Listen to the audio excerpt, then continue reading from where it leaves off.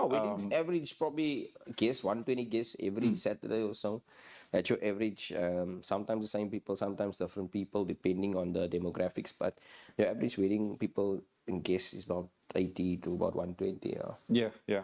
So what I want to ask you is, what is your after work situation like? When I say you're after work, you DJing at the Splash now, and like you say, whether I see you in the mall or I see you in the shop.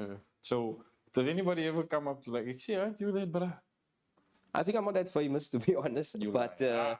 I've had certain occasions where they would approach me or say, "Hey, how's it?" or like a set or photo or whatever. And yeah, those small This guy things. doesn't like to admit his numbers. No. I'm telling you, this is now like a Small- off the camera, on the camera moment. We've had this conversation a couple of times, Manny. Small things. You know what, my brother? I'm gonna tell you straight up. You must appreciate your audience. It started off as I don't want to say teasing or busting chops or whatever the case may be, but I think you deserve a title, my famous friend. You definitely do.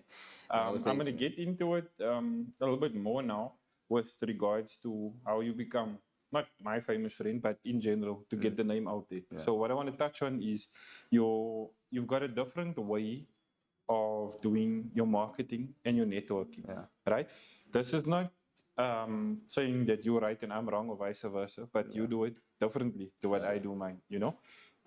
As you mentioned before, and the conversations that we've had leading up to today, it's difficult for where I am now with a podcast to advertise.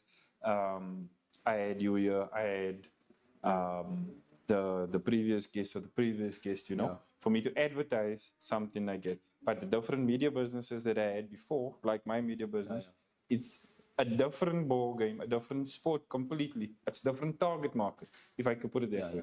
What does your process look like when it comes to that? I would assume that your past performances would play a big factor, and then also not personal preference, what do you call it? Word of mouth. Yeah, look, I would always say word of mouth. My dad has been in industry now plus 20 plus years.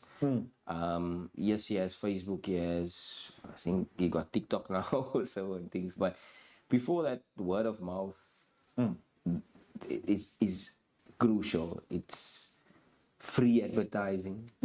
It's less effort based on your last performance. There's no second chance for first impressions type of thing. So my biggest thing has been word of mouth. I've played at weddings where single people get engaged, get married, and then they book me.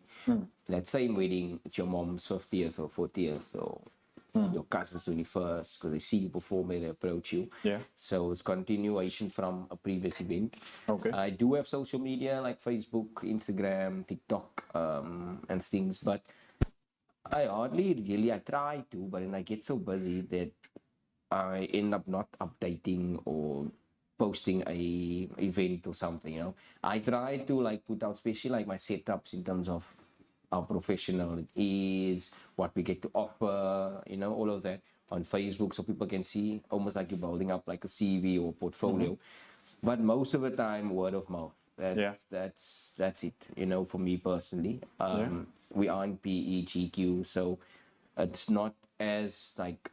Do you only service PE or No, I service all over, but